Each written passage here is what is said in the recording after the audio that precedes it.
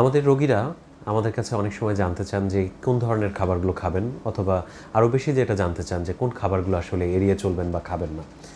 আমাদের দেশে ততটা প্রচলিত না হলেও উন্নত বিশ্বে এই কাজটা করে দেয় একজন নিউট্রিশনিস্ট, যিনি রোগীর তার রোগ অনুযায়ী বা একজন সুস্থ মানুষও তার ডায়েট কত ক্যালোরি হওয়া উচিত তার কাজের প্রেক্ষিতে। আমরা এক একজন এক এক রকম পরিশ্রম করি, আমাদের এক এক রকম ক্যালোরি বার্ন হয়, এগুলো হিসাব নিকাশ করে কিন্তু তারা চার্ট করে দেন। তো আমাদের দেশে যেহেতু এই বিষয়টা এখনও ততটা প্রচলিত না, আমাদের কাছে যখন রোগীরা জিজ্ঞেস করে যে তারা কোন খাবারগুলো খেতে পারবে না বা কোন খাবারগুলো খাওয়া উচিত, এটা বলতে গেলে আসলে কিছু সাধারণভাবে আমি ব্যক্তিগতভাবে যেটা বলি, আমাদের এই উপমহাদেশে বা বাংলাদেশে আমাদের কিন্তু শর্করা জাতীয় খাবার বা কার্বোহাইড্রেট খাওয়ার প্রবণতা অনেক বেশি। আমরা যেটা বহুল প্রচলিত যে ডায়াবেটিস হলে মিষ্টি খাওয়া যাবে না, কারণ ওর মধ্যে সুগার থাকে, কার্বোহাইড্রেট থাকে। আমি আমার রোগীদেরকে এটাও বলি যে দেখেন, আমাদের যে নাস্তাগুলো থাকে, সাপোজ আমরা একটা সিঙ্গারা খাচ্ছি, ভেতরে আলু আছে, সেটাও শর্করা, আর উপরে যে আটা ময়দা দিয়ে তৈরি তার কোটিংটা, সেটাও শর্করা। খেতে কেমন? খেতে নোনতা ঝাল এই টাইপের। আমি মিষ্টি খেলাম না, তাহলে কি আমার কার্বোহাইড্রেট খাওয়া হলো না? হলো। আরেকটা জিনিস আমি বলি, ধরেন আপনি কোথাও দাওয়াতে গেছেন, আপনার খাওয়া প্রায় শেষ, তারপরে আপনাকে আতিথেয়তা করে 1 পিস বা 2 পিস মাংস তুলে দিল, তখন আপনার প্লেটে আর ভাত নেই। তখন আপনি কি করেন? মাংসটা হয়তো শুধু এমনিতেই খাওয়া যায়, সেটা না করে আপনি সেটা খাওয়ার জন্য আবার একটু ভাত নিচ্ছেন। অর্থাৎ আমাদের কিন্তু ভাতটা বেস্ট আমরা খাবার দাবার খাই। আমাদের প্লেটে যদি খাবার থাকে, একটা বড় জায়গা জুড়ে হচ্ছে ভাত, রুটি টুটি এই জাতীয় জিনিস থাকে, তার সাথে খাবার জন্য একটু স্বাদের জন্য হয়তো সবজি, মাছ, মাংস বা অন্যান্য তরি তরকারি এগুলো থাকে। কিন্তু আমাদের কার্বোহাইড্রেটটা আসলে অনেক কম খাওয়া উচিত। আমরা কার্বোহাইড্রেট যা প্রয়োজন, যতটুকু আমাদের খাওয়া উচিত তার তুলনায় আমরা অনেক বেশি খাই। এবং আমরা যদি চিন্তা করি যে শীতকাল প্রায় শেষের দিকে, শীতের যে পিঠা, পুলি, সব কিছুর মধ্যেই আসলে কার্বোহাইড্রেট। আমরা যে কোনো মিষ্টি খাচ্ছি, আপনি আপনার অভ্যাসের কারণে হোক, অথবা আপনি মানুষের সামাজিকতা রক্ষা করার জন্য হোক, অনেকে যারা বিজনেস করে বা অফিসে জব মেনটেন করে, ক্লায়েন্টদের সাথে যাদের মেলামেশা করতে হয়, তাদের সাথে চা খেতে হচ্ছে। এই চায়ের সাথে প্রত্যেকবার এক চামচ বা 2 চামচ করে চিনি গেলে প্রচুর কার্বোহাইড্রেট চলে যায়। এই কারণে আমি যেটা বলি যে আপনি আসলে চাল, আটা, ময়দা এইগুলো দিয়ে তৈরি খাবারগুলো অবশ্যই কম খাবেন।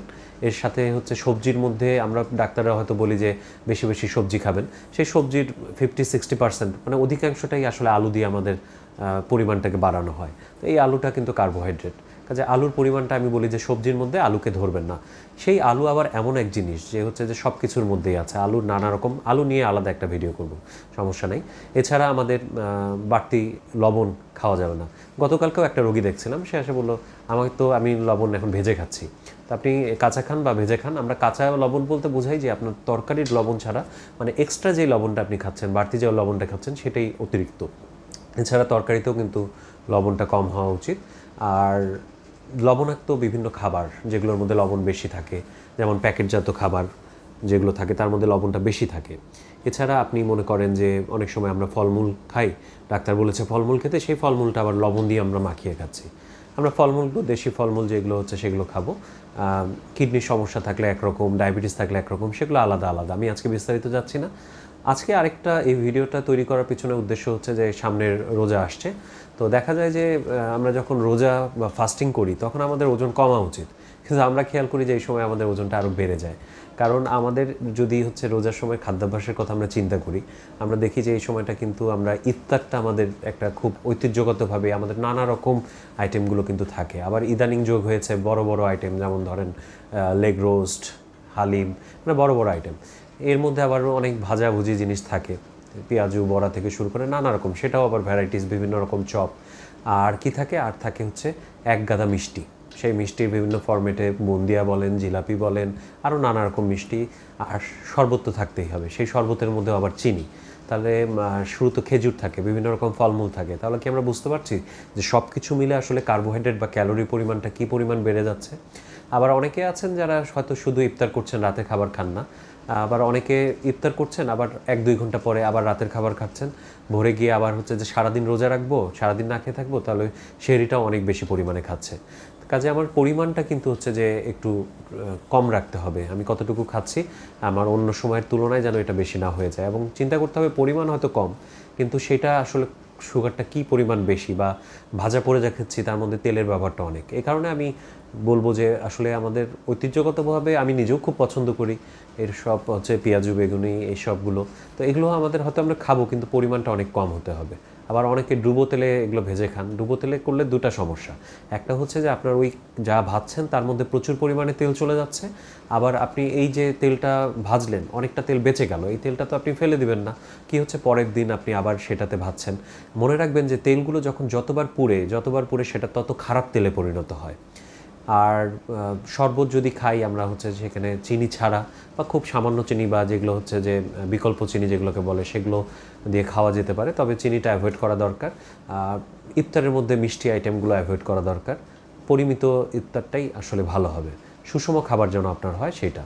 এছাড়া যাদের বিভিন্ন অসুস্থতা রয়েছে তাদের ক্ষেত্রে আসলে ডায়েট প্ল্যানটা তো সেভাবে নিউট্রিশনিস্ট দিয়ে করতে পারলে ভালো হতো, না হলে অ্যাটলিস্ট আপনার যে চিকিৎসক আছে তার সাথে একটু কথা বলে জেনে নেবেন যে আপনার কোন ধরনের খাবারগুলো খাওয়া যাবে যাবে না। আপনার ফলমূলগুলো খাওয়া উচিত এই সময়, শাকসবজি দেখেন যে অবশ্যই যেন খাওয়া উচিত। ফলমূলের মধ্যে যেগুলো খেতে একটু অতিরিক্ত মিষ্টি সেগুলো অ্যাভয়েড করবেন, একটু টক জাতীয় ফলমূলগুলো খাবেন, শাকসবজি পর্যাপ্ত পরিমাণে খাবেন। এবং যাদের পানি খেতে বাধা নেই, যেমন হার্টের অসুখ যাদের আছে বা কিডনির অসুখ যাদের আছে, তাদেরকে আমরা অনেক সময় পানি পরিমিত খেতে বলি যে এতটুকুর বেশি পানি খাবেন না, 1 লিটার বা এর থেকে কম পানি খাবেন।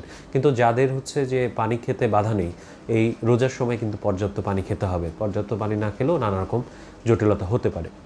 তাহলে মূল যে কথাটি হচ্ছে যে আমাদের আসলে অতিরিক্ত তেল চর্বি জাতীয় খাবার বা তেলে ভাজা খাবার অ্যাভয়েড করা দরকার। অনেকে মাংস পছন্দ করেন, রেড মিটটা আসলে কম খেতে হবে। গরু খাসি এগুলো খুব কম, মাসে 1 দিন 2 দিন, আর সেটা খেলেও রান্নার আগেই যদি আপনি তার চর্বিগুলো বাদ দিয়ে দেন। অনেকে কলিজা, ভুঁড়ি, চামড়া, চিংড়ি মাছ এগুলো পছন্দ করেন, এগুলোতে কোলেস্টেরল অনেক বেশি থাকে। এগুলো যে আমি কখনোই আমার রোগীকে বলি না যে একদমই খাবেন না, তবে খেলেও সেটা শখ করে জাস্ট মুখের একটা স্বাদ, হয়তো মাসে 1 দিন খেলেন এরকম। কিন্তু খুব ঘন ঘন খাওয়ার জন্য আমাদের বেটার হচ্ছে মাছ খাওয়া। সেক্ষেত্রে ছোটো মাছ বা বিভিন্ন রকম মাছ, মুরগিটা আপনি খেতে পারেন, তার মধ্যে চামড়া, কলিজা এই জিনিসগুলো অ্যাভয়েড করা উচিত। যদিও কলিজার মধ্যে অনেক ভিটামিন থাকে, এই জিনিসটা আপনি একেবারে খাবেন না তা না, যাদের ক্ষেত্রে নিষেধ আছে বা কোলেস্টেরল বেশি আছে তাদের ক্ষেত্রে এগুলো এড়িয়ে চলতে হবে। তাহলে আপনারা আশা করি যে সামনে রোজার সময় বা বিভিন্ন সময় আপনাদের খাদ্যাভ্যাসে মনোযোগ দিবেন, এবং এই খাবার নিয়ে যদি আরও কোনো প্রশ্ন থাকে এই ভিডিওতে কমেন্ট করতে পারেন। আমি পরবর্তীতে হয়তো আপনাদের এই প্রশ্নগুলোর উত্তর দিতে চেষ্টা করব। সে পর্যন্ত সবাই ভালো থাকুন, সুস্থ থাকুন। আল্লাহ হাফেজ।